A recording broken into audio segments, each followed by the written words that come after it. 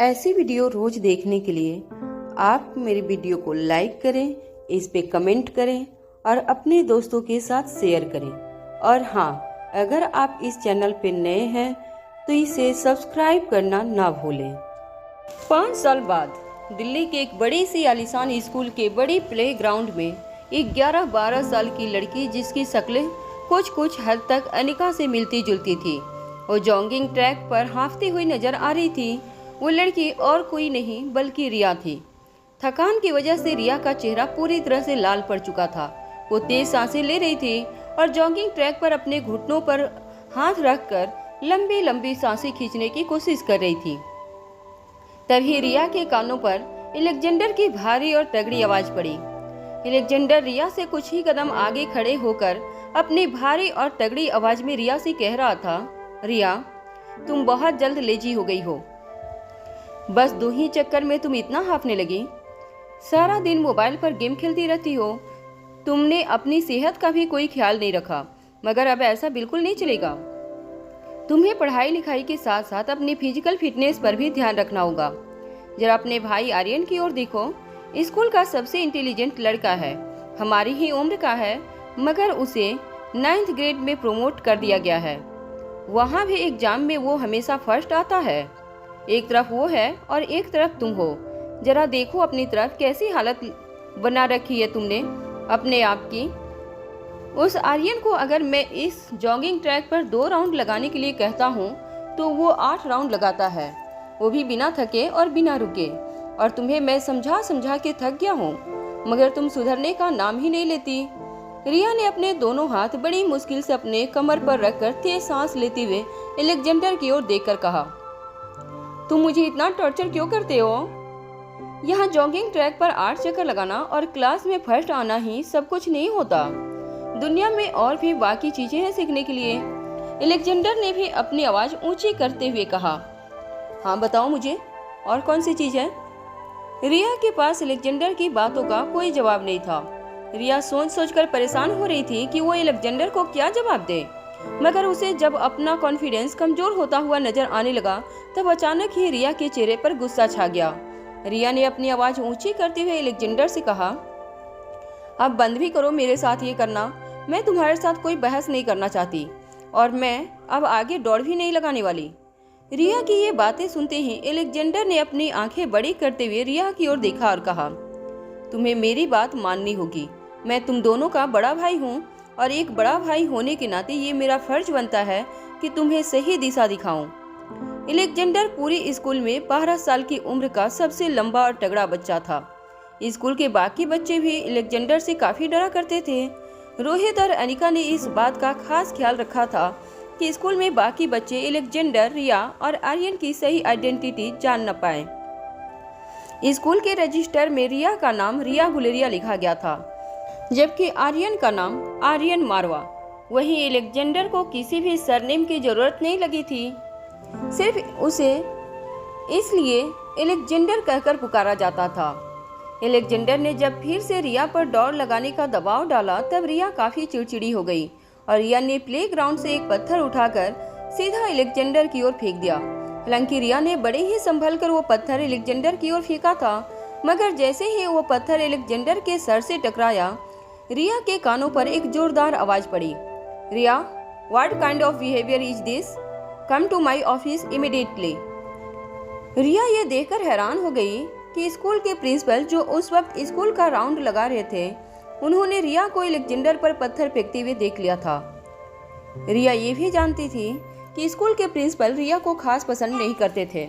रिया की शरारतों की वजह से वो आए दिन टीचर्स और प्रिंसिपल की ब्लैक लिस्ट में रहा करती थी। स्कूल के रूल्स एंड रेगुलेशंस काफी स्ट्रिक्ट थे। किसी भी बच्चे को मोबाइल स्कूल के अंदर लाना अलाउड नहीं था, मगर आए दिन रिया किसी न किसी बहाने से मोबाइल अपने साथ स्कूल के अंदर ले आती और स्कूल के लेक्चर्स में भी वो मोबाइल पर गेम खेला करती थी। हालांकि नन्ही सी रिया इतनी शातिर भी थी कि वो पकड़ी नहीं जाती थी। उसके भाई भी कई बार रिया को पनिशमेंट से बचाने के लिए उसकी मदद कर दिया करते थे। हालांकि अलेक्जेंडर और आर्यन दोनों को पसंद नहीं था कि रिया इस तरह से अपना पूरा बचपन मोबाइल गेमिंग में बिगाड़ दे, मगर रिया को पनिश होते हुए भी वो लोग नहीं देख सकते थे। जब एलेक्जेंडर और रिया प्रिंसिपल के केबिन में गए तो प्रिंसिपल ने एलेक्जेंडर की ओर देखते हुए पूछा, एलेक्जेंडर, तुम अपनी क्लास में हमेशा फर्स्ट आते हो, तुम काफ़ी ब्राइट स्टूडेंट हो, तुम्हारे आगे एक बहुत बड़ा और सक्सेसफुल कैरियर पड़ा है, फिर तुम इस तरह की लड़कियों के साथ दोस्ती क्यों करते हो जिनका न तो पढ़ाई में ध्यान है और न ही किसी प्रोटेक्टिव चीज में, हमेशा मोबाइल पर गेम खेलती रहती है। और आज तो उसने हद ही कर दी। अरे ये हमारा स्कूल काफ़ी रिप्यूटेड और प्रेस्टिजियस स्कूल है। मैंने आज से पहले कभी नहीं देखा है इस स्कूल का कोई स्टूडेंट इस तरह से आवारा बच्चों की तरह एक दूसरे पर पत्थर फेंके। प्रिंसिपल जिस तरह से रिया के बारे में बात कर रहे थे वो सुनकर रिया का चेहरा गुस्से से लाल होने लगा था। रिया अच्छी तरह से जानती थी कि उसके पापा अगर चाहें तो उसी वक्त पूरा का पूरा स्कूल खरीद सकते थे, मगर रिया ने अपने इमोशंस को अपने अंदर ही दबा कर रखा था। हालांकि रिया के बड़े भाई एलेक्जेंडर को भी प्रिंसिपल की बात अच्छी नहीं लग रही थी, इसलिए प्रिंसिपल की बात पूरी होती ही एलेक्जेंडर ने रिया का बचाव करते हुए कहा, नहीं सर, ऐसी बात नहीं है कि जो बच्चे सिर्फ मोबाइल गेम खेलते हैं वो किसी काम के नहीं होते। मोबाइल गेम खेलने के लिए भी इंसान के दिमाग को काफ़ी स्ट्रांग होना पड़ता है, एंड आई एम श्योर रिया का दिमाग काफ़ी स्ट्रांग है और इसीलिए वो हमेशा मोबाइल गेमिंग की चैंपियन जीतती है। खुद प्रिंसिपल भी ये नहीं जानते थे कि एलेक्जेंडर और रिया का असली रिलेशनशिप क्या था। प्रिंसिपल हालांकि ये जरूर जानते थे कि रिया के फॉर्म पर ये लिखा था कि आर्यन रिया का भाई था। स्कूल के ज्यादातर स्टाफ मेंबर और प्रिंसिपल को यही लगता था कि शायद रिया और आर्यन के पेरेंट्स डिवोर्स्ड होंगे और इसीलिए उनके सरनेम अलग अलग थे। रिया और आर्यन के माँ बाप के बारे में स्कूल के स्टाफ मेंबर्स और प्रिंसिपल ज्यादा कुछ नहीं जानते थे। रोहित ने सारा इंतजाम कर रखा था जिससे स्कूल में किसी को डाउट न हो कि आखिर ये तीनों बच्चे कौन थे और इनके माता पिता की हकीकत क्या थी। रोहित और अनिका दोनों यही चाहत था कि उनके बच्चे काफी बच्चों की तरह बिल्कुल नॉर्मली बड़े हों और उन्हीं के बीच रहकर दुनिया में रहने के तौर तरीके सीखें। प्रिंसिपल और स्कूल की बाकी टीचर्स की नज़रों में एलेक्जेंडर के लिए काफ़ी इज्जत थी, इसलिए एलेक्जेंडर की बात को पूरी तरह से न झुठलाते हुए प्रिंसिपल ने रिया की ओर देखा और कहा, देखो, एक तरफ तुम्हारा भाई है, आर्यन तुम्हारी उम्र का है, तुम्हारा जुड़वा भाई है, तुम दोनों दिखते भी एक जैसे हो, मगर तुम दोनों की हरकतों में जमीन आसमान का फर्क है। तुम्हारा भाई 9th ग्रेड में प्रमोट कर दिया गया है और वहाँ भी वो हमेशा क्लास में फर्स्ट आता है, और तुम तो वो कि अपने क्लास में भी सबसे लास्ट आती हो। तुम दोनों का चेहरा देखकर तो कोई भी कह देगा कि तुम दोनों सचमुच के भाई बहन हो, मगर तुम्हारी मार्कशीट देखकर कोई यकीन नहीं कर सकता कि तुम दोनों सगे भाई बहन हो। प्रिंसिपल की बात सुनते ही रिया के चेहरे पर बड़ी सी मुस्कान आ गई। रिया ने प्रिंसिपल सर की ओर देखकर कहा, जी सर, मेरा भाई ही कुछ ऐसा है। रिया की बात सुनकर प्रिंसिपल साहब ने अपने सर पर अपना एक हाथ रख दिया और फिर से एलेक्जेंडर की ओर अपनी नजरें ऊंची करते हुए देखा और कहा, मैं तो सिर्फ तुमसे रिक्वेस्ट कर सकता हूँ कि तुम रिया जैसी लड़की से दोस्ती मत बढ़ाओ। इससे तुम्हारे करियर पे काफी असर पड़ सकता है, तुम्हारी पढ़ाई लिखाई का काफी असर पड़ सकता है। इस स्कूल को बहुत उम्मीदें हैं तुमसे, जरा देखना कहीं ऐसी दोस्ती ना कर बैठो कि तुम अपने नाम के साथ साथ अपना फ्यूचर भी मिट्टी में मिला दो। जैसे जैसे प्रिंसिपल की बात रिया के लिए कड़वी होती जा रही थी, वैसे वैसे एलेक्जेंडर के मन ही मन प्रिंसिपल के लिए गुस्सा भी ज्यादा तेज होते जा रहा था। मगर प्रिंसिपल ने आज ठान लिया था कि वो रिया को अच्छा सबक सिखा कर रहेंगे। आखिर एक प्रिंसिपल होने की उन्हें जिम्मेदारी भी पूरी तरह से निभानी थी। स्कूल में आए हर एक बच्चे को सही रास्ता दिखाना प्रिंसिपल का काम था, और उसके लिए कभी कभी उन्हें बच्चों के साथ स्ट्रिक्ट एक्शन भी लेनी पड़ती थी।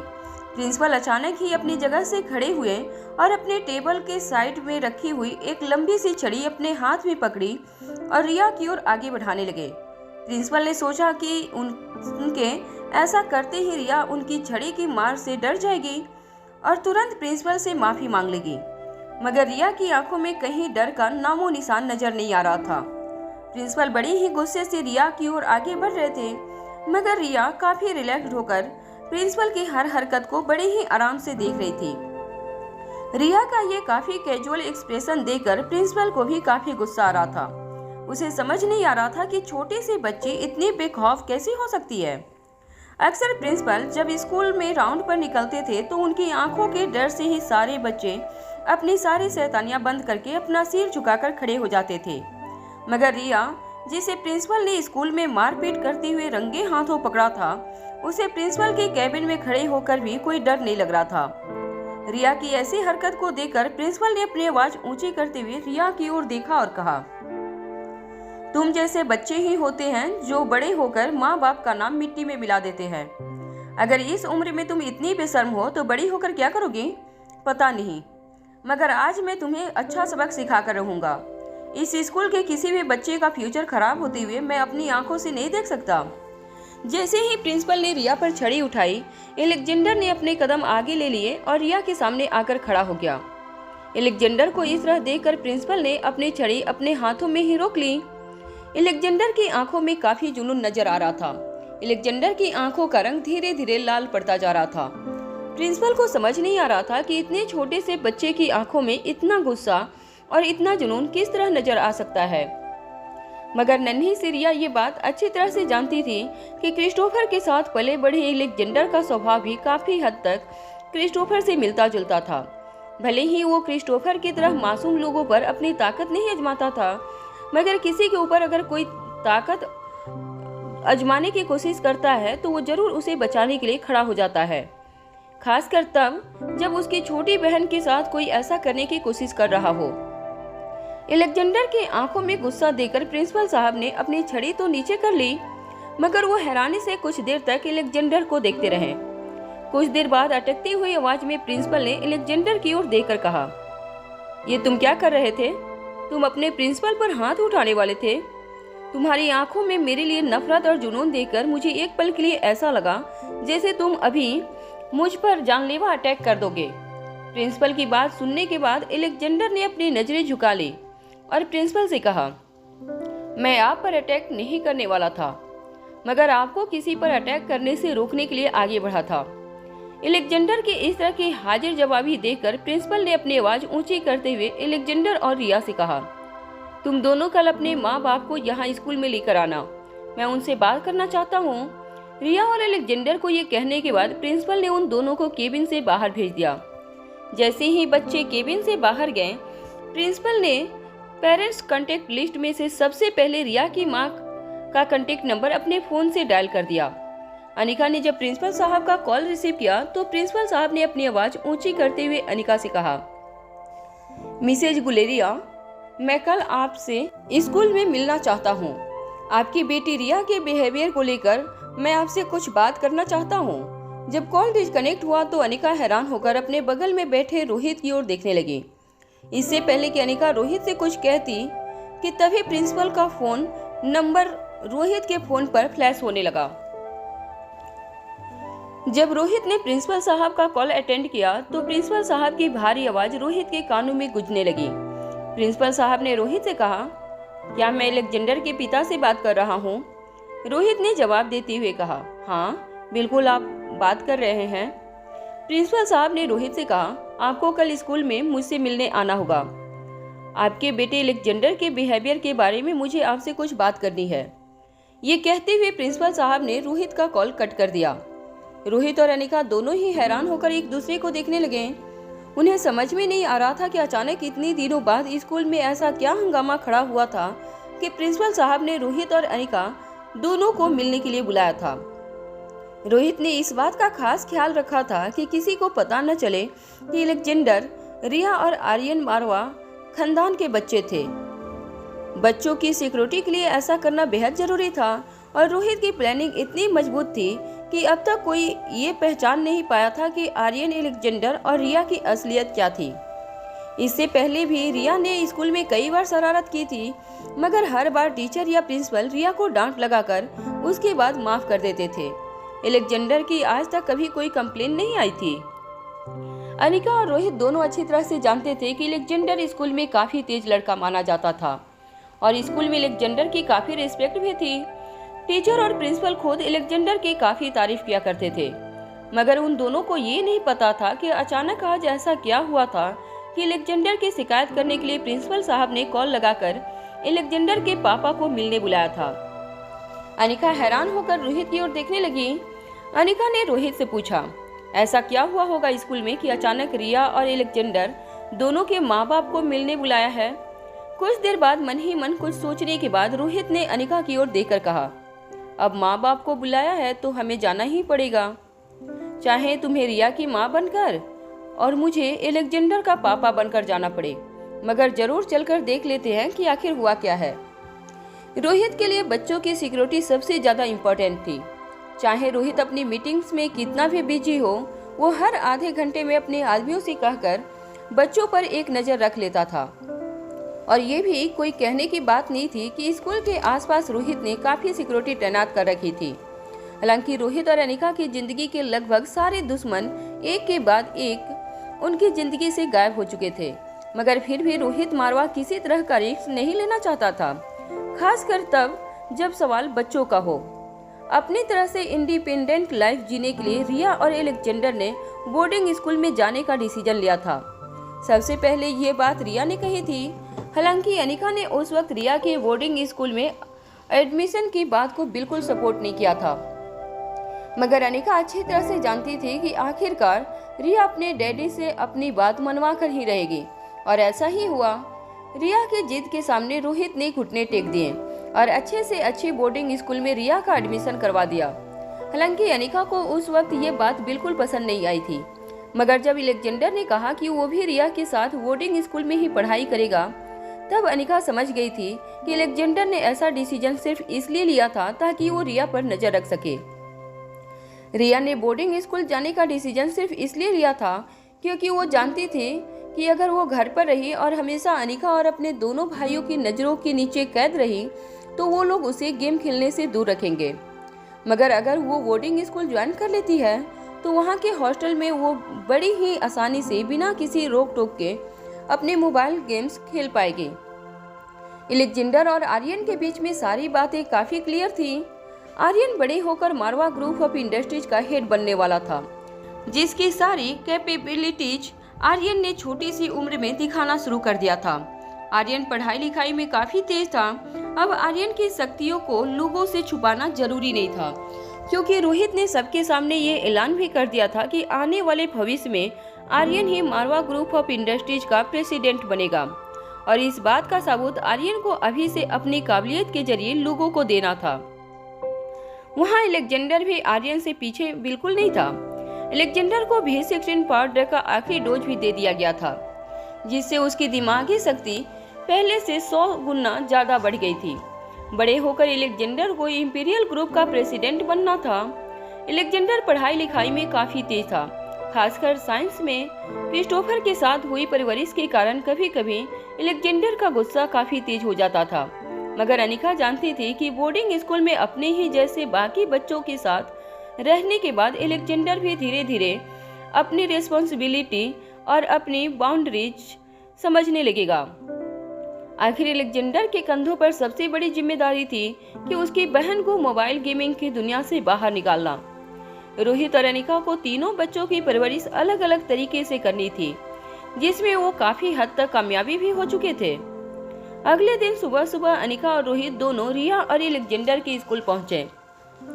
प्रिंसिपल ने उन्हें अपनी ऑफिस में बुलाया था, इसलिए सीधे ही रोहित और अनिका प्रिंसिपल के ऑफिस में चले गए। केबिन में दाखिल होते ही जब प्रिंसिपल ने अनिका की ओर देखा तो अपनी जगह से खड़े हो गए। अनिका की खूबसूरती, उसकी पर्सनालिटी, उसके कपड़े, उसके चाल ढाल देखकर प्रिंसिपल इतना तो समझ गए थे कि अनिका एक काफी रिस्पेक्टेबल खानदान की मेंबर थी।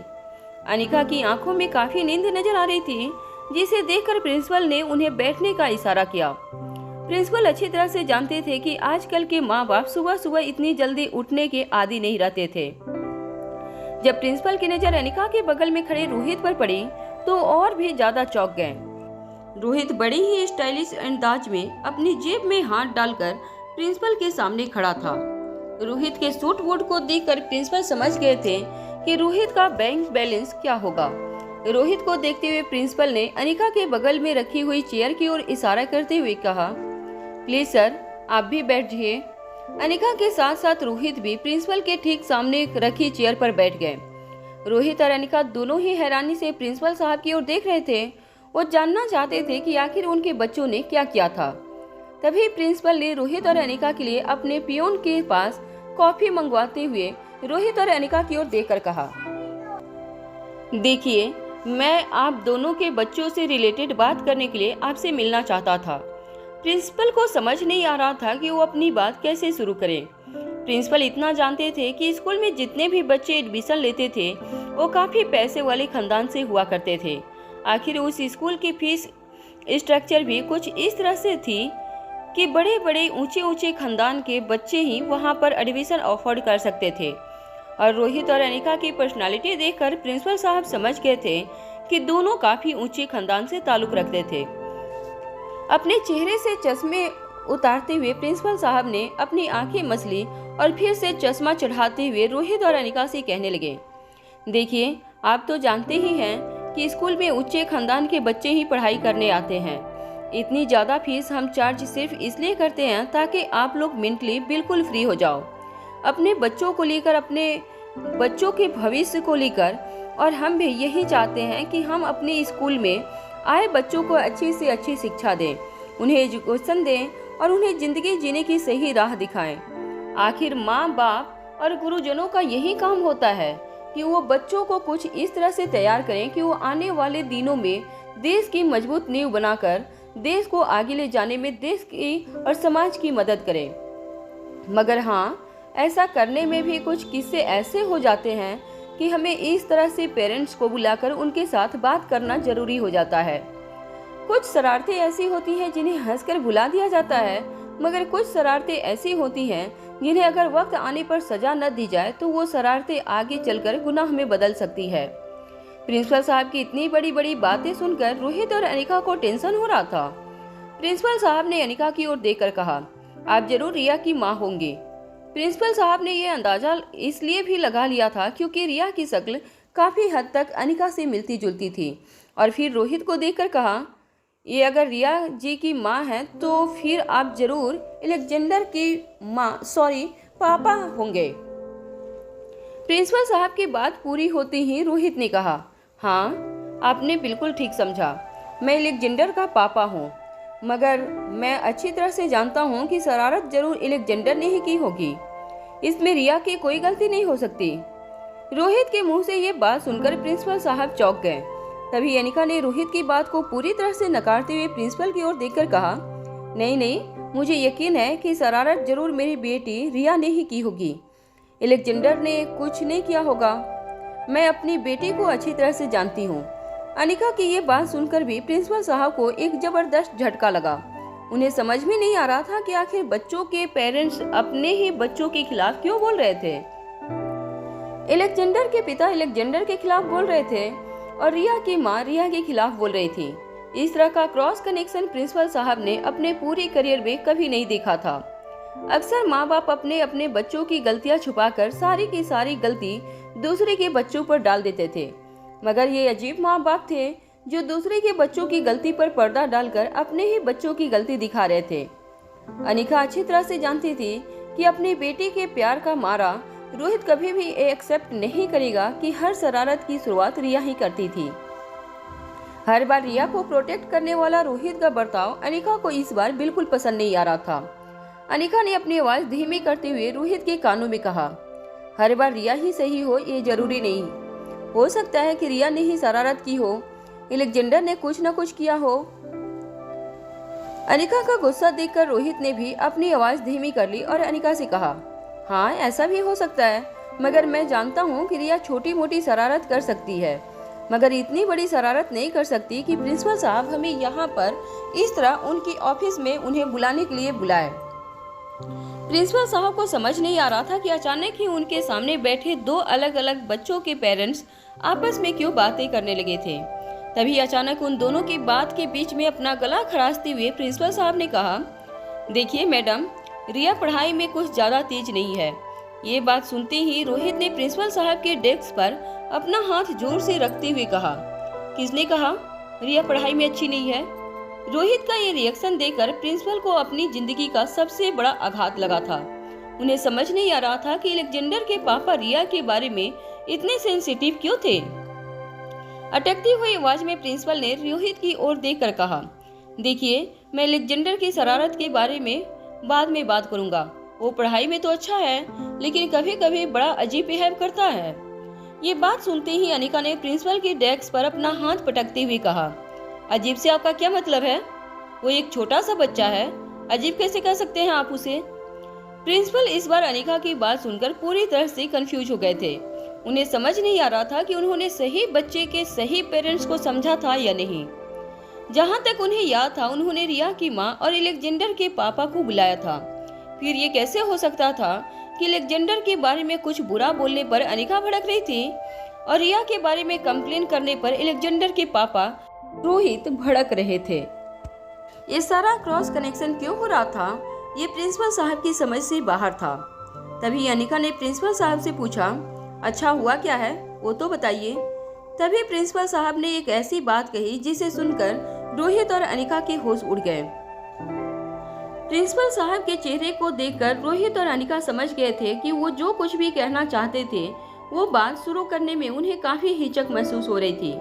प्रिंसिपल साहब ने अपने सामने पड़े टिश्यू बॉक्स से एक टिश्यू पेपर निकाला और अपने माथे से पसीना पोंछते हुए रोहित और अनिका की ओर देखकर कहा, देखिए मैं आपसे जो बात कहना चाहता हूँ वो बात काफी सेंसिटिव है। आजकल की जनरेशन को तो आप अच्छी तरह से जानते हैं। ये लोग जितनी जल्दी बात समझते हैं उतना ही खतरनाक इनका दिमाग होते जा रहा है। आजकल की जनरेशन को समझाना हमारे लिए काफ़ी ज़्यादा मुश्किल हो गया है। ये बच्चे सोचते कुछ हैं, दिखाते कुछ हैं और हम उन्हें समझते कुछ और ही हैं। हालांकि इस वक्त प्रिंसिपल साहब बच्चों की नई पीढ़ी के बारे में अनिका और रोहित को समझाने की कोशिश कर रहे थे, मगर कहीं न कहीं रोहित और अनिका खुद समझ नहीं पा रहे थे कि प्रिंसिपल साहब क्या कहना चाहते थे। रोहित ने हैरानी से प्रिंसिपल साहब की ओर देखते हुए पूछा, आप कहना क्या चाहते हैं? क्या किया है आखिर बच्चों ने? प्रिंसिपल साहब के चेहरे पर संकोच साफ नजर आ रहा था। कुछ देर बाद प्रिंसिपल साहब ने अपना गला खराशते हुए अटकती हुई आवाज में रोहित की आंखों में आंखें डालकर कहा, देखिए आपका बेटा अलेक्जेंडर और इनकी बेटी रिया सारा दिन साथ में हाथ डाले घूमते रहते हैं। रिया का तो पहले से पढ़ाई में बिल्कुल ध्यान नहीं है। अलेक्जेंडर पहले तो काफी शांत और पोलाइट बच्चा हुआ करता था, मगर रिया की संगत में वो भी कहीं न कहीं बिगड़ता जा रहा है। आजकल के बच्चों की सोच बहुत फॉरवर्ड हो गई है। मैं जानता हूँ कि आप लोगों को मेरी बात शायद काफी अजीब लगे। एज अ प्रिंसिपल पेरेंट्स को उनके बच्चों के साथ होने वाली सारी बातें बताना मेरा फर्ज है। देखिए आप दोनों के बच्चे अभी 11-12 साल के हैं, मगर आजकल के 11-12 साल के बच्चे अपनी उम्र से कुछ ज्यादा ही मैच्योर हो गए हैं। रोहित और अनिका समझ नहीं पा रहे थे कि प्रिंसिपल साहब आखिर कहना क्या चाहते थे। तभी प्रिंसिपल साहब ने फिर से अपना गला खराशते हुए अटकती हुई आवाज में कहा, देखिए आप लोगों की जनरेशन में जो फीलिंग्स बच्चों के अंदर 16-17 साल में आती थी, वही फीलिंग्स अब आजकल के बच्चों में 16-17 साल की उम्र से पहले ही आने लगी है। अरे मैंने खुद हमारे स्कूल में 9th और 10th ग्रेड के लड़के लड़कियों के रिलेशनशिप के बारे में सुना है, मगर इन दोनों बच्चों ने तो हद ही कर दी। अभी 11-12 साल के ही हैं और एक रिलेशनशिप में उतर आए हैं। अरे इन लोगों को रिलेशनशिप के बारे में आखिर समझ ही क्या है? मैं तो आप लोगों से सिर्फ इतना कहना चाहता हूँ कि अगर ये बच्चे अभी से इस तरह की रिलेशनशिप करने लगे तो आगे चलकर उनके लिए जिंदगी में रिश्तों की कोई वैल्यू नहीं रह जाएगी। अनिका और रोहित दोनों प्रिंसिपल साहब की पूरी बात सुनने के बाद हैरान रह गए। अनिका और रोहित दोनों ही ये बात अच्छी तरह से जानते थे कि वो चाहकर भी प्रिंसिपल साहब को सच्चाई नहीं बता सकते थे कि आखिर अलेक्जेंडर और रिया साथ साथ क्यों घूमते थे। एक बड़ा भाई होने के नाते अलेक्जेंडर रिया की देखभाल करने के लिए ही बोर्डिंग स्कूल में ज्वाइन हुआ था और वो वही काम बखूबी निभा रहा था। अलेक्जेंडर एक बड़ा भाई होने की सारी जिम्मेदारियां निभा रहा था, मगर प्रिंसिपल साहब जो रिया और अलेक्जेंडर की असलियत नहीं जानते थे, वो उस रिलेशनशिप को किसी और एंगल से ही देखने लगे थे। जब रोहित ने प्रिंसिपल साहब की पूरी बात सुनी तो वो अपने माथे पर अपना एक हाथ रख कर बैठ गया। रोहित को इस तरह रिएक्ट करते हुए देखकर प्रिंसिपल साहब ने अपनी जगह से उठकर रोहित से कहा, देखिए आप चिंता मत कीजिए, इस तरह के किस्से स्कूलों में अक्सर होते रहते हैं। बच्चे चीजें समझते नहीं हैं, मगर हम उन्हें अगर अच्छे से चीजें समझाएं तो वो समझ जाएंगे। और फिर अलेक्जेंडर तो काफी समझदार बच्चा है। मुझे यकीन है कि अगर आप और मैं मिलकर उसे समझाने की कोशिश करेंगे तो वो जरूर समझ जाएगा। अलेक्जेंडर अपनी क्लास का सबसे होशियार बच्चा है, पढ़ाई में भी नंबर 1 रहता है और डिसिप्लिन में भी उसका कोई जवाब नहीं। बस रिया की संगत में न जाने उसे आज क्या हो गया था कि मैंने रिया को डांट लगाई तो वो मेरे सामने आंखें दिखाकर खड़ा हो गया। मैंने अलेक्जेंडर को पहले कभी इस तरह से रिएक्ट करते हुए नहीं देखा था, मगर आज मैं समझ चुका हूँ कि रिया के संगत की वजह से ही अलेक्जेंडर बिगड़ता जा रहा है। जैसे ही प्रिंसिपल साहब ने ये बात की, रोहित ने फिर से अपना हाथ जोर से प्रिंसिपल साहब की डेस्क पर पटकते हुए प्रिंसिपल साहब से कहा, देखिए, बार बार रिया का नाम उछालने की कोशिश मत कीजिए। मैंने आपसे कहा कि रिया ऐसी लड़की नहीं है। रिया की संगत का कोई बुरा असर अलेक्जेंडर पर कभी नहीं पड़ सकता। रोहित की ये बात सुनकर प्रिंसिपल साहब अपने सर पर हाथ रखकर अपना सर खुजलाने लगे। उन्हें समझ नहीं आ रहा था कि आखिर अलेक्जेंडर के पिता रिया के लिए इतने इमोशनल क्यों थे। उन्होंने रोहित को शांत करते हुए कहा, देखिए मिस्टर, आप शांत हो जाइए। मैं आपके बेटे अलेक्जेंडर की कंप्लेन नहीं कर रहा हूँ, मैं तो इनकी बेटी रिया के बारे में कह रहा हूँ। जैसे ही प्रिंसिपल साहब ने अपनी बात पूरी की, रोहित ने फिर से प्रिंसिपल साहब की आंखों में आंखें डालकर कहा, फिर से आपने रिया का नाम लिया। मैंने आपसे कहा ना, रिया कभी कोई ऐसी वैसी बात नहीं कर सकती। हाँ, अगर कोई गलती हुई होगी तो जरूर अलेक्जेंडर से ही हुई होगी। प्रिंसिपल साहब को समझ नहीं आ रहा था कि आखिर अलेक्जेंडर के पिता अलेक्जेंडर के ही खिलाफ क्यों बोल रहे थे। रोहित को समझाते हुए प्रिंसिपल साहब ने कहा, देखिए, आप मेरी बात समझने की कोशिश कीजिए। आपका बेटा तो क्लास में हमेशा फर्स्ट रैंक लाता है। किसी भी टीचर को उससे कभी कोई शिकायत नहीं रहती थी, मगर आज मैंने अपनी आंखों से देख लिया, रिया अलेक्जेंडर को डांट फटकार लगा रही थी। तब अलेक्जेंडर अपना सर झुकाकर रिया की सारी बातें सुन रहा था। कुछ देर बाद रिया ने गुस्से में आकर जमीन से एक पत्थर उठाया और सीधा अलेक्जेंडर के माथे पर फेंक दिया। क्या आप जानते हैं कि आपके बेटे को कितनी गहरी चोट लग सकती थी? जैसे ही अनिका ने प्रिंसिपल साहब की ये बात सुनी, अनिका ने भी अपना एक हाथ प्रिंसिपल साहब के डेस्क पर मारते हुए प्रिंसिपल साहब से कहा, क्या कह रहे हैं आप? रिया ने अलेक्जेंडर पर पत्थर फेंका? कहीं अलेक्जेंडर को कोई चोट तो नहीं लगी? रिया ऐसा कैसे कर सकती है? मुझे अलेक्जेंडर से मिलना है। क्या उसके सिर से खून बह रहा है? अनिका का रिएक्शन देखकर अब प्रिंसिपल साहब पूरी तरह से कंफ्यूज हो गए थे। वो एक के बाद एक अपने डेस्क पर पड़े टिश्यू बॉक्स से टिश्यू पेपर निकालकर अपने माथे से बह रहा पसीना पोंछने लगे। उन्हें समझ नहीं आ रहा था कि उनके साथ आज हो क्या रहा था।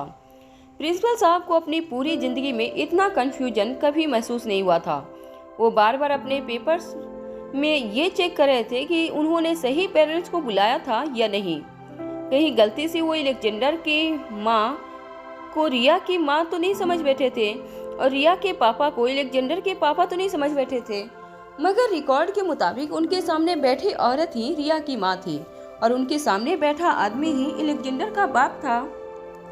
मगर बच्चों के बारे में बात करने पर उन दोनों के रिएक्शन कुछ उल्टे क्यों आ रहे थे? ये बात प्रिंसिपल साहब की समझ से बाहर थी। अनिका अच्छी तरह से जानती थी कि अपनी बेटी के प्यार में पागल रोहित प्रिंसिपल साहब की बातों पर कभी यकीन नहीं करेगा और वो ये कभी नहीं मानेगा कि शरारत रिया ने की थी। अनिका को भी ये बात बिल्कुल पसंद नहीं आई थी कि रिया ने अलेक्जेंडर पर पत्थर फेंका था। प्रिंसिपल साहब एक के बाद एक अपने सामने पड़े टिश्यू बॉक्स से टिश्यू पेपर निकाल कर अपने माथे से बह रहा पसीना पोंछ रहे थे। उनके चेहरे पर उनका कंफ्यूजन साफ नजर आ रहा था। मगर अनिका भी जानती थी कि अगर अनिका और रोहित ने प्रिंसिपल साहब का कंफ्यूजन दूर करने की कोशिश की तो उनके ही बच्चे मुश्किल में पड़ सकते थे।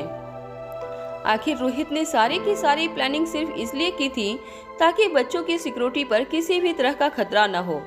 वो प्रिंसिपल साहब को ये नहीं समझा पा रहे थे कि जिस रिलेशनशिप को वो एक बॉयफ्रेंड और गर्लफ्रेंड की रिलेशनशिप समझ रहे थे, वो रिलेशनशिप दरअसल एक भाई बहन की रिलेशनशिप थी।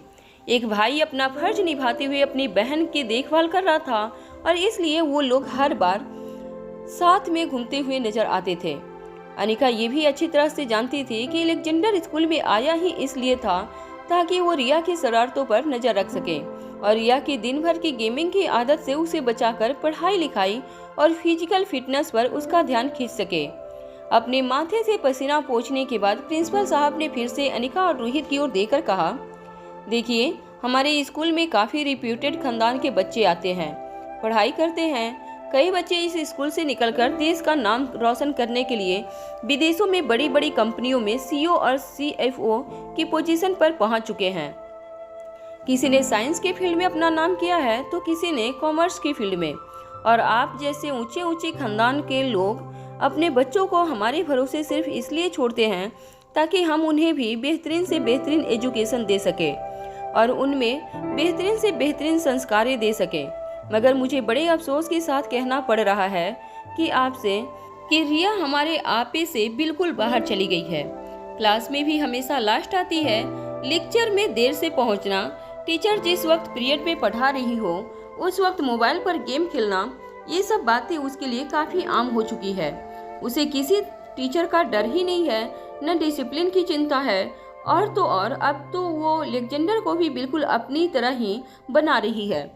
जब प्रिंसिपल साहब बड़े ही प्यार से अनिका को ये सारी बातें समझा रहे थे तब अचानक रोहित अपनी जगह से खड़ा हो गया और प्रिंसिपल साहब की ओर अपनी एक उंगली दिखाते हुए कहने लगा, देखिए, अगर आप बच्चों को संभाल नहीं सकते तो हम किसी और स्कूल में अपने बच्चों को एडमिशन करवा देंगे, मगर इस तरह एक छोटी सी बच्ची पर इस तरह की घटिया इल्जाम लगाते हुए आपको शर्म आनी चाहिए। रोहित मारवा की ये बात सुनते ही प्रिंसिपल साहब ने अपने ही मुंह पर अपना हाथ रख लिया। उन्हें अपनी जिंदगी में इससे बड़ा शौक कभी नहीं लगा था। उन्हें समझ नहीं आ रहा था कि एक छोटे से बच्चे की नई नई रिलेशनशिप में उस बच्चे का बाप इस तरह से अपने बेटे की गर्लफ्रेंड को प्रोटेक्ट कर रहा था जैसे वो उसके खानदान की बहू ही बन गई हो। अनिका अब तक जान चुकी थी कि रोहित का गुस्सा उसकी सारी लिमिट्स पार कर चुका था। रोहित मुश्किल से मुश्किल सिचुएशन में भी अपने आप को संभालना जानता था, मगर जब बात रिया की आती रोहित अपने इमोशन पर काबू नहीं रख पाता था। अब तक ये बात पूरी दुनिया को पता चल चुकी थी। रोहित ने तुरंत अपनी जेब से अपना फोन निकाला और किसी से नंबर डायल करके बात करने लगा। जब प्रिंसिपल साहब ने रोहित की बातें सुनी तो उनके होश उड़ गए। रोहित कॉल पर किसी से कह रहा था, देखो, तुम्हारा ये जो स्कूल है उसके प्रिंसिपल को अभी के अभी मुझे डिसमिस करवाना है।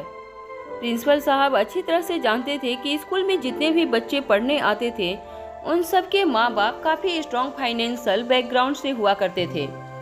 उनकी पहुंच भी बहुत ऊपर तक होती थी, मगर प्रिंसिपल साहब को रोहित की ये बात बिल्कुल पसंद नहीं आई। उन्होंने अपनी जगह से खड़े होते हुए रोहित की ओर देखा और कहा, देखिए, आप ऐसा नहीं कर सकते। मैं जानता हूँ कि आप जरूर किसी बड़े बैकग्राउंड को बिलोंग करते होंगे, मगर इसका मतलब ये नहीं कि आप अपनी पावर और पोजीशन का नाजायज फायदा उठाकर मेरी नौकरी छीन लें। और फिर मेरी तो ये समझ में नहीं आ रहा है कि मैंने आपके बेटे के बारे में तो कोई कंप्लेन ही नहीं की। मैं इनकी बेटे के बारे में कंप्लेन कर रहा हूँ, तो आप मुझ पर क्यों अपना सारा गुस्सा उतार रहे हैं? प्रिंसिपल साहब की बात सुनने के बाद रोहित ने अचानक ही अपना कॉल डिस्कनेक्ट कर दिया और अपने मोबाइल फोन पर जोर से ग्रिप बनाते हुए प्रिंसिपल साहब की ओर देखकर कहा, क्योंकि रिया मेरी। इससे पहले कि रोहित आगे कुछ कह पाता, अनिका ने रोहित का हाथ पकड़ लिया और जोर से उसका हाथ दबा दिया और धीमी आवाज में रोहित से कहने लगी, आप बैठ जाइए, बैठकर प्रिंसिपल साहब से बात कीजिए। प्रिंसिपल अनिका का ये रिएक्शन देखकर और भी ज्यादा कंफ्यूज हो गए। उन्हें लग रहा था कि उन्हें दिन में तारे नजर आने लगे थे। रिया की मॉम और अलेक्जेंडर के पापा के बीच इस तरह के रिलेशनशिप के बारे में तो उन्होंने कभी सोचा भी नहीं था। अनिका ने जिस तरह से प्यार से धमकाकर रोहित को अपनी जगह पर बिठाया दिया था, वो देखकर प्रिंसिपल को चक्कर आने लगे थे। वो मन ही मन अपने सामने बैठे कपल को देखकर सोचने लगे, बच्चे तो बच्चे, लेकिन पेरेंट्स, बाप रे बाप। प्रिंसिपल साहब ने बच्चों के बर्ताव की कंप्लेन करने के लिए बच्चों के माँ बाप को बुलाया था, मगर यहाँ तो बच्चों के माँ बाप का बर्ताव देखकर खुद प्रिंसिपल साहब को समझ नहीं आ रहा था कि वो क्या करें। रिया की मम्मी ने अलेक्जेंडर के पापा का हाथ इस तरह से पकड़ा था जैसे उन दोनों के बीच में कोई रिलेशनशिप चल रही थी। प्रिंसिपल साहब के लिए ये सारा मामला बहुत कंफ्यूजिंग होता जा रहा था। ऊपर से अलेक्जेंडर के पापा ने प्रिंसिपल साहब को नौकरी से निकालने की धमकी भी दे दी थी। प्रिंसिपल साहब मन ही मन ये भी सोचने लगे थे कि जितना इस जनरेशन के बच्चों को समझना मुश्किल हो गया था, उतना ही मुश्किल हो गया था उन बच्चों के माँ बाप के बर्ताव को समझना। रिकॉर्ड के मुताबिक रिया का सरनेम गुलेरिया था और रिया के भाई का सरनेम मारवा था, जिससे स्कूल के स्टाफ और प्रिंसिपल साहब ने अंदाजा लगा लिया था कि रिया की मम्मी का उसके पापा के साथ डिवोर्स हो गया था और अब रिया की कस्टडी उसकी मां ने ले ली थी। इसका मतलब साफ था कि इस वक्त जो औरत प्रिंसिपल साहब के सामने बैठी थी वो एक डिवोर्सी थी, मगर प्रिंसिपल को ये कोइंसिडेंस नहीं समझ में आ रहा था कि रिया की मम्मी का अब ठीक उसी आदमी के साथ अफेयर चल रहा था जिसके बेटे के साथ रिया दोस्ती बढ़ा रही थी। वो रिया और अलेक्जेंडर को एक दूसरे से दूर करना चाहते थे, मगर अब प्रिंसिपल साहब को ये समझ नहीं आ रहा था कि वो रिया की माँ और अलेक्जेंडर के पापा को एक दूसरे से कैसे अलग करें। ऊंची सोसाइटी के लोगों में कॉम्प्लिकेटेड रिलेशनशिप के बारे में प्रिंसिपल साहब ने काफी कुछ सुन रखा था और फिल्मी मैगजीन में भी पढ़ रखा था, मगर आज उन्होंने अपनी आंखों के सामने देख लिया था कि ऊंचे खानदान के लोग किस तरह की कॉम्प्लिकेटेड रिलेशनशिप के चक्कर में फंसते थे। प्रिंसिपल साहब अब तक ये समझ चुके थे कि अगर उन्होंने अलेक्जेंडर के पापा का गुस्सा जल्दी शांत नहीं किया तो वो किसी भी वक्त अपनी नौकरी से हाथ धो सकते थे। प्रिंसिपल साहब ने रोहित के कंधे पर हाथ रखते हुए कहा, देखिए अलेक्जेंडर के डैड, आप बैठ जाइए, आप शांति से बैठ जाइए। आज सुबह से मेरी तबीयत ठीक नहीं चल रही है।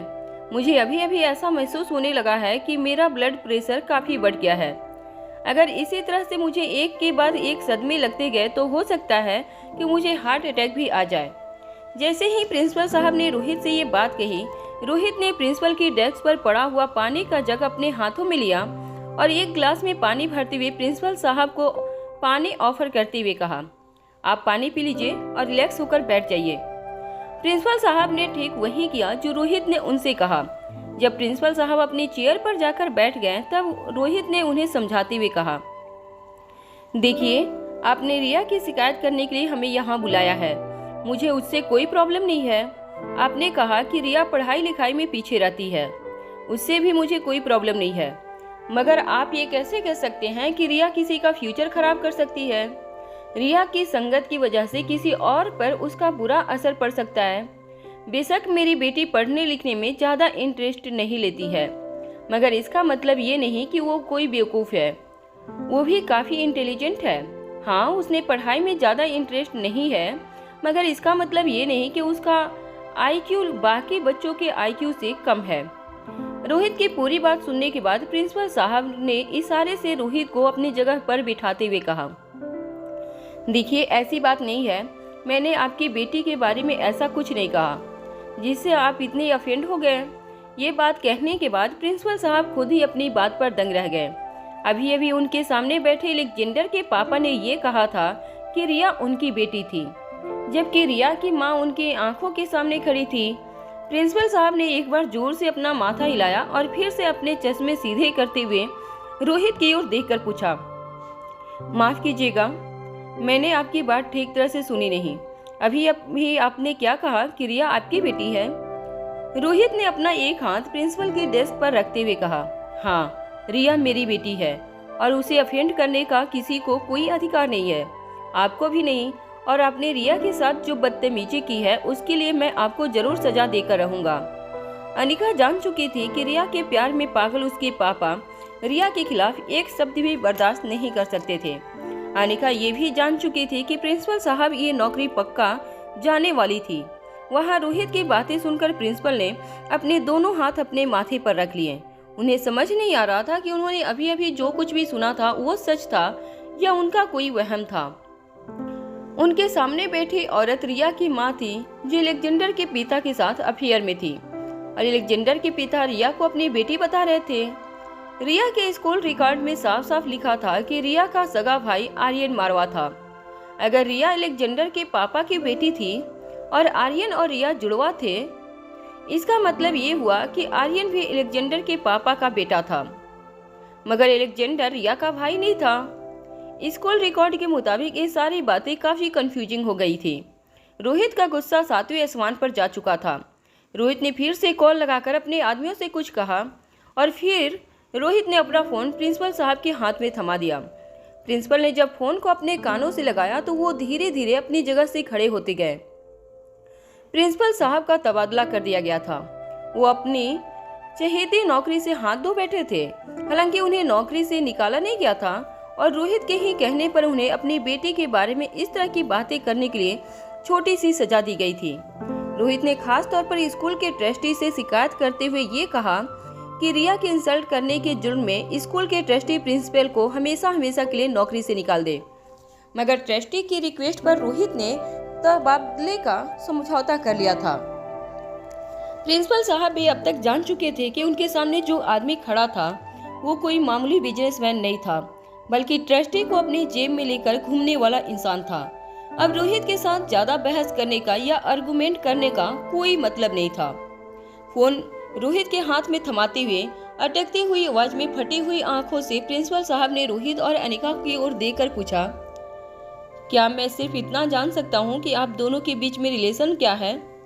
मेरा मतलब है ये रिया और एलेक्जेंडर के बीच में क्या रिलेशन है? अनिका ने धीमी आवाज में प्रिंसिपल साहब का कंफ्यूजन दूर करते हुए कहा, एलेक्जेंडर और रिया भाई बहन है। अनिका का एक्सप्लेनेशन सुनने के बाद प्रिंसिपल साहब शॉक में चले गए। प्रिंसिपल साहब के मन में और कई सवाल खड़े हो रहे थे। उनमें से एक सवाल को अनिका ने प्रिंसिपल साहब की आंखों में ही पढ़ लिया था। अनिका ने उस सवाल का जवाब देते हुए प्रिंसिपल साहब से कहा, आर्यन, रिया और एलेक्जेंडर ट्रिप्लेक्स है। अनिका की बातें सुनने के बाद प्रिंसिपल साहब के मन में काफी सवाल उठ रहे थे और काफी कंफ्यूजन अभी अभी उनके दिल में बाकी था, मगर वो अच्छी तरह से जानते थे कि अब ज्यादा सवाल पूछना भी उनके लिए अच्छा नहीं होगा। रोहित ने प्रिंसिपल साहब के डेस्क पर एक हाथ रखते हुए उनकी आंखों में आंखें डालकर कहा, देखो, इससे ज्यादा तुम्हें न कुछ जानने की जरूरत है और न ही हमें तुम्हें बताने की। इतना समझ लेना कि यहाँ इस केबिन में जो कुछ भी बातें हुई हैं और जो तुमने कोई भी सच्चाई पता चली है वो तुम्हारे अंदर ही रहनी चाहिए, वरना अभी तो मैंने सिर्फ तुम्हारा तबादला किया है, अगली बार सीधा नौकरी से हाथ धो बैठोगे और तुम जानते नहीं कि तुमने किससे पंगा ले लिया है। मेरे लिए मेरी बेटी ही सब कुछ है। तुमने मेरी बेटी के बारे में जो कुछ भी कहा उसका पछतावा तुम्हें जिंदगी भर तक होता रहेगा। और अगर हमारे परिवार से जुड़े हुए राज को तुमने किसी और के साथ शेयर करने की कोशिश भी की तो इतना याद रखना कि मेरी मर्जी के बिना तुम इस पूरे देश में तो क्या, इस पूरी दुनिया में सांस भी नहीं ले सकते। अनिका जान चुकी थी कि रोहित काफी ओवर रिएक्ट कर रहा था। रोहित नन्ही से रिया के लिए कितना पॉजिटिव था ये बात अनिका अच्छी तरह से जानती थी और दिन ब दिन रिया के लिए रोहित की पॉजिटिवनेस भी बढ़ती जा रही थी। ये बात भी अनिका अच्छी तरह से जान चुकी थी। इससे पहले कि रोहित प्रिंसिपल साहब को कुछ ज्यादा बातें सुनाता, अनिका ने रोहित का हाथ पकड़ लिया और उसे केबिन से बाहर ले गई। प्रिंसिपल साहब अभी भी समझ नहीं पा रहे थे कि उनसे आज क्या गलती हो गई थी जिसकी उन्हें इतनी बड़ी सजा मिली। वो ये नहीं समझ पा रहे थे कि सुबह सुबह वो किसका मुंह देखकर घर से बाहर निकले थे, जो आज का पूरा दिन उनके लिए इतना बड़ा श्राप बनकर सामने आया था। प्रिंसिपल अपनी केबिन में अपनी चेयर पर अपने दोनों हाथ अपने सर पर रखकर अपना सर झुकाकर बैठे रहे। रोहित और अनिका जब प्रिंसिपल साहब के केबिन से बाहर निकले तो वो सीधे जाकर एलेक्जेंडर और रिया से मिले। रोहित को देखते ही नन्ही सी रिया ने रोहित की ओर अपनी बाहें फैला दी। 5 साल पहले जो रिया रोहित के पैरों से लिपट जाती थी, अब वो रोहित की कमर तक पहुंचने लगी थी। 11 साल की एलेक्जेंडर की हाइट अपनी उम्र के लड़कों से काफी ज्यादा बढ़ चुकी थी। ये कहा जा सकता था कि लगभग 1-1.5 साल के अंदर एलेक्जेंडर की हाइट अनिका की हाइट जितनी जरूर हो जाती। अनिका और रोहित ने दोबारा मिलने के बाद एलेक्जेंडर ने रोहित की ओर देखकर कहा, प्रिंसिपल साहब ने रिया को मारने की कोशिश की, इसलिए मैंने उन्हें आंखें दिखाई। एलेक्जेंडर की पीठ पर शाबाशी देते हुए रोहित ने कहा, बिल्कुल ठीक किया तुमने। तुम्हारी बहन पर कोई आंख उठाकर देखे तो उसे इसी तरह से जवाब दिया करो। अनिका भी ये देखकर हैरान थी कि रोहित को इस बात की चिंता नहीं थी कि एलेक्जेंडर ने अपनी पढ़ाई और अपने स्वभाव के विपरीत जाकर कोई एक्शन लिया, बल्कि रोहित को सिर्फ इस बात की खुशी थी कि एलेक्जेंडर ने रिया के बचाव में कोई कदम उठाया था। अपनी कमर से लिपटी हुई रिया के सर पर हाथ फेरते हुए रोहित ने कहा, अब बस करो बेटा, कुछ दिनों के लिए तुम यहाँ बोर्डिंग स्कूल में आकर पढ़ना चाहती थी, कोई बात नहीं, अब उम्मीद है तुम्हारा ये शौक पूरा हो चुका होगा। अब चलो घर चलो, हम फिर से साथ ही रहेंगे। यहाँ रहने की कोई जरूरत नहीं है। पिछले 5 सालों में नन्ही सी रिया की कोई जिद रोहित ने नहीं पूरी की, ऐसा नहीं हुआ था। रिया जो चाहती थी उसके सामने हाजिर कर दिया जाता था। अचानक ही कुछ दिनों पहले जब रिया ने बोर्डिंग स्कूल में पढ़ने की जिद की तो रोहित भी अच्छी तरह से जानता था कि बाकी खिलौनों की तरह रिया का ये जिद भी कुछ ही दिनों में उसके बाकी शौक की तरह पूरी हो जाएगी। और बिल्कुल ऐसा ही हुआ। जब रोहित ने रिया को वापस घर लौटने को कहा तो रिया भी खुशी खुशी मान गई। एलेक्जेंडर ने अपना एक हाथ अपने सर पर मारती हुई रिया से कहा, तुम तो हद ही करती हो, कभी अपने किसी भी डिसीजन पर कंफर्म नहीं खड़ी रहती। समझ में नहीं आ रहा है तुम्हारा क्या करूं। अलेक्जेंडर के इस बात पर रोहित अलेक्जेंडर को घूर घूर कर देखता रहा।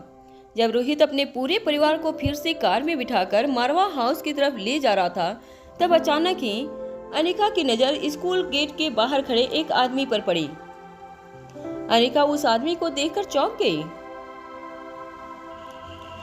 जब अनिका ने स्कूल के गेट के डायरेक्शन में देखा, तब उसे अचानक ऐसा लगा जैसे गेट की सलाखों के पीछे खड़ा हुआ शख्स अनिका और उसके परिवार की ओर देख रहा था। अनिका ने उस चेहरे को पहले भी कभी देखा था। अनिका ने रोहित और बाकी बच्चों को गाड़ी में बिठाने के बाद रोहित से कहा कि वह बच्चों को लेकर घर चला जाए, अनिका पीछे से आ जाएगी। रोहित अनिका के इस बर्ताव से काफी हैरान हो गया था। रोहित यहाँ वहाँ देखकर अनिका से पूछने लगा, क्या हुआ? तुम अचानक इतनी परेशान क्यों नजर आ रही हो? तुम किसे बार बार ढूंढने की कोशिश कर रही हो? अनिका ने ना में अपना सर हिलाते हुए रोहित से कहा, किसी को नहीं, मुझे अचानक कुछ काम याद आ गया। तुम आगे चलो, मैं कुछ देर में आती हूँ। रोहित और बच्चों के जाने के बाद अनिका धीरे से स्कूल के गेट की ओर आगे बढ़ने लगी। अनिका को पक्का यकीन था कि उसने किसी की जानी पहचानी आंखों को आसपास कहीं देखा था। जब अनिका स्कूल के गेट के पास पहुंची, तब वहां कोई नहीं खड़ा था। मगर जब अनिका ने गेट के बाहर गिल्ली मिट्टी की ओर देखा, तब उसे एहसास हो गया कि अभी अभी वहां कोई खड़ा था, जिसके कदमों के निशान मिट्टी पर नजर आ रहे थे। अनिका ने मन ही मन कुछ सोचा और फिर अचानक दौड़कर प्रिंसिपल की केबिन की ओर जाने लगी। जब अनिका प्रिंसिपल की केबिन के पास पहुंची, तब एक काला कोट पहना हुआ आदमी केबिन की ओर अपने भारी कदमों से आगे बढ़ रहा था। इससे पहले कि वह आदमी केबिन के अंदर दाखिल हो पाता, अनिका ने उस आदमी को उसके कंधे से पकड़ लिया। जब अनिका ने उसका चेहरा अपनी ओर घुमाकर देखा, तब उसे एहसास हुआ कि यह वही चेहरा था जिसे 5 साल पहले अनिका ने अपने हाथों से बनाया था। अनिका के सामने जो इंसान खड़ा था वह और कोई नहीं बल्कि क्रिस्टोफर था। अनिका क्रिस्टोफर को 5 साल बाद उसके कॉस्मेटिक सर्जरी के बाद मिल रही थी। अनिका जान चुकी थी कि क्रिस्टोफर उस प्रिंसिपल को सबक सिखाने के लिए अंदर जा रहा था। क्रिस्टोफर का एक हाथ मजबूती से पकड़ते हुए अनिका ने क्रिस्टोफर की आंखों में आंखें डालकर कहा, यह तुम क्या कर रहे हो? मैंने तो सोचा था कि तुम्हारे चेहरे के साथ साथ तुम भी पूरी तरह से बदल गए हो। इतनी छोटी सी बात के लिए तुम प्रिंसिपल की जान लेने जा रहे थे? क्रिस्टोफर ने अपनी भारी आवाज में अनिका को जवाब देते हुए कहा। उस आदमी की हिम्मत कैसे हुई बच्चों के साथ इस तरह की बर्ताव करने की? अनिका ने क्रिस्टोफर को संभालते हुए कहा, अरे बच्चे हैं, स्कूल में शरारत करते हैं, टीचर उन्हें डांटते हैं, कभी कभी मारते भी हैं। इसका मतलब तो नहीं कि तुम उनकी जान ले लो। चलो यहाँ से। अगर तुम्हें यहाँ पर किसी ने देख लिया तो बहुत बड़ी मुसीबत हो सकती है। क्रिस्टोफर ने इस बात का भी जवाब देते हुए कहा, तुमने मेरी शक्ल के साथ साथ मेरी पूरी आइडेंटिटी ही बदल दी है। अब मुझे कोई नहीं पहचान सकेगा। हाँ, अगर कोई हमें इस तरह से बात करते हुए देखेगा तो यह जरूर सोचेगा कि तुम्हारे और मेरे बीच में जरूर कोई चक्कर चल रहा है।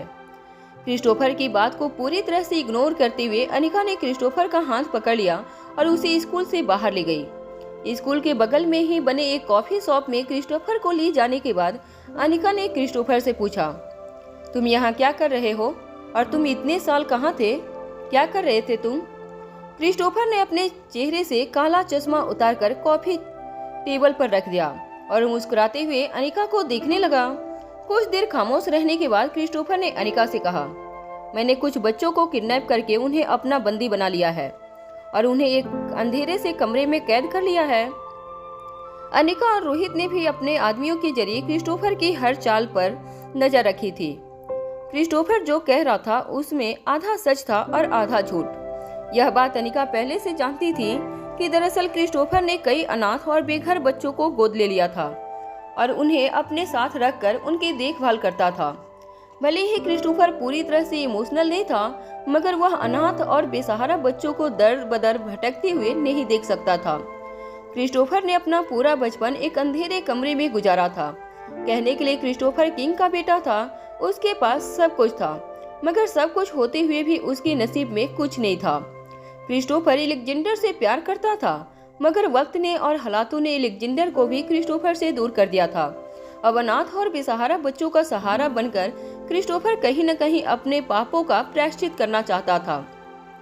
अनिका और रोहित दोनों अच्छी तरह से जानते थे कि भले ही क्रिस्टोफर का हृदय परिवर्तन हो चुका था, मगर किसी भी वक्त क्रिस्टोफर के अंदर का जानवर वापस जाग सकता था और इसीलिए अपने आदमियों के जरिए रोहित ने क्रिस्टोफर पर नजर बनाए रखी थी। मगर कुछ ही दिनों बाद रोहित और अनिका को इस बात का एहसास हो गया कि भले ही क्रिस्टोफर ने अपने तेवर नहीं बदले थे, मगर क्रिस्टोफर का मन पूरी तरह से बदल चुका था। वह आदमी जिसके नाम से दुनिया की खतरनाक से खतरनाक लोग थर थर कांपते थे, अब वही आदमी बेसहारा और अनाथ बच्चों का मसीहा बन गया था। क्रिस्टोफर को वापस जाने की नसीहत देकर अनिका कॉफी शॉप से बाहर निकलने लगी। तभी अचानक क्रिस्टोफर ने अनिका को रोकते हुए पूछा, सुनो, मैं तुमसे एक सजेशन लेना चाहता हूँ। अनिका अपनी जगह पर रुककर क्रिस्टोफर की ओर मुड़कर देखने लगी। क्रिस्टोफर अपनी जगह से उठकर अनिका के पास आया।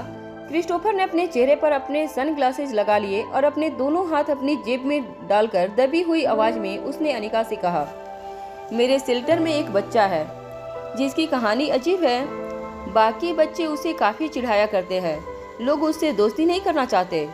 ऐसा लगता है जैसे बाकी बच्चे उसे एक तरह से नफरत करने लगे हैं। अनिका इस बात पर हैरान होकर क्रिस्टोफर से पूछने लगी, क्यों, ऐसा क्या किया था उस बच्चे ने? क्रिस्टोफर ने जवाब देते हुए कहा, उस बच्चे ने तो कुछ नहीं किया, मगर उस बच्चे के बाप ने कई लोगों का खून किया था।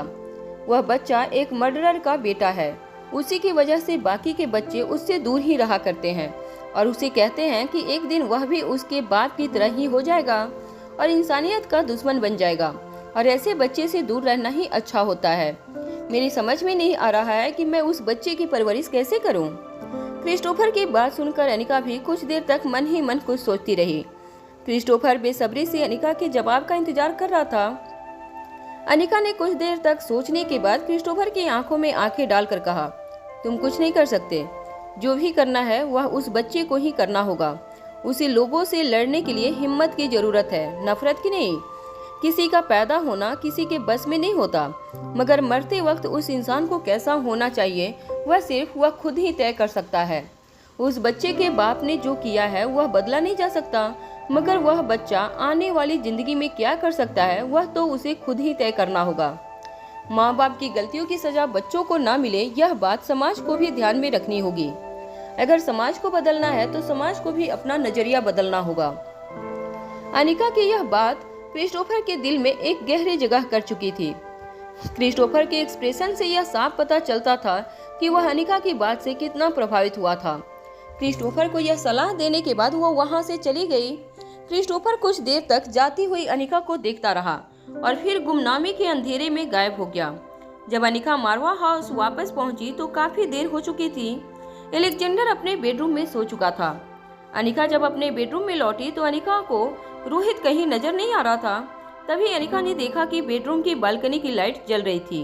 अनिका ने जब बालकनी के पास जाकर देखा तो रोहित रिया को गोद में बिठाकर प्यार से उसे गले लगाकर एक रेसलिंग चेयर पर लेटा हुआ था। बाप बेटी को इस तरह से देखकर अनिका के चेहरे पर मुस्कान आ गई। रिया बचपन से अपने डैडी को बहुत मिस करती थी। अब रिया 11 साल की हो चुकी थी। रिया के लंबे बाल, बड़ी बड़ी आंखें, रिया का रूप रंग सब कुछ अनिका जैसा ही था। अगर रिया को बार्बी डॉल की फ्रॉक पहना दी जाए तो वह बिल्कुल जीती जागती बार्बी डॉल जैसी ही लगती। जब भी रोहित और अनिका रिया को किसी होटल में या कहीं घुमाने ले जाया करते तो अक्सर लोग नन्ही सी रिया के साथ सेल्फी और फोटोग्राफ्स खिंचवाते। यहाँ तक कि बॉलीवुड के कई नामी गिरामी प्रोड्यूसर और डायरेक्टर भी रोहित और अनिका को अप्रोच कर चुके थे। वह रिया को अपनी फिल्म में चाइल्ड आर्टिस्ट का रोल देना चाहते थे। हीरोइन के बचपन का रोल रिया को देने के लिए वह लोग मुंहमांगी कीमत भी देने के लिए तैयार थे, मगर उन बॉलीवुड प्रोड्यूसर के पास इतना पैसा नहीं था जिससे वह रोहित को इम्प्रेस कर पाते। हालांकि रोहित और अनिका ने फिल्मों में काम करने या ना करने का फैसला भी रिया के हाथों में ही छोड़ रखा था, मगर रिया ने हर बार हर ऑफर को ठुकरा दिया था। रिया को मोबाइल पर गेम खेलने के अलावा और कोई बात अच्छी नहीं लगती थी, इसलिए रिया ने बड़ी से बड़ी हीरोइन के बचपन का रोल और बड़ी से बड़ी फिल्म में चाइल्ड आर्टिस्ट का रोल ठुकरा दिया था। रोहित और अनिका को रिया की फिल्मों में काम करने से कोई एतराज नहीं था, मगर कहीं न कहीं रोहित यह चाहता था कि रिया कम से कम इस काबिल हो जाए कि वह अपने अच्छे और बुरे का फैसला खुद कर सके। रोहित रिया की मर्जी के खिलाफ उसकी जिंदगी में कोई भी बदलाव नहीं होने देना चाहता था। अपने पापा के सीने पर सर रखकर लेटी हुई रिया ने रोहित से पूछा, पापा, आपको क्या लगता है मैं सचमुच किसी काम की नहीं? क्या मैं बड़ी होकर अपने पैरों पर खड़ी नहीं हो पाऊंगी? रिया का यह सवाल सुनते ही रोहित ने रिया के माथे पर चुम लिया और कहा, ऐसा बिल्कुल नहीं है। किसने कहा? यह तुमसे? रिया ने जवाब देते हुए कहा, सब कहते हैं कि मैं दिन भर मोबाइल पर गेम खेलती रहती हूँ। मैं पढ़ाई में भी हमेशा लास्ट रैंक पर आती हूँ, इसलिए मैं बड़ी होकर कभी कुछ नहीं कर पाऊंगी। सब कहते हैं आर्यन और एलेक्जेंडर की तरह मेरा IQ हाई नहीं है, बल्कि मेरा IQ बाकी बच्चों के मुकाबले बहुत लो है। रोहित ने बड़े ही प्यार से रिया की पीठ पर थपकियां देते हुए कहा, यह लोग बेवकूफ़ हैं जो IQ को पढ़ाई के साथ जोड़ते हैं। इंसान की जिंदगी में पढ़ाई ही सब कुछ नहीं होता, और भी बहुत कुछ होता है। अगर तुम पढ़ाई में अच्छे मार्क्स स्कोर नहीं करती तो इसका मतलब यह नहीं कि तुम्हारा IQ लो है। मैं तुम्हें अच्छी तरह से जानता हूँ, तुम्हारा IQ सचमुच लो होता तो तुम कभी इतनी बड़ी बड़ी गेमिंग चैंपियनशिप नहीं जीत पाती। तुम पढ़ाई में इसलिए स्कोर नहीं करती क्योंकि तुमने पढ़ाई लिखाई अच्छा नहीं लगता।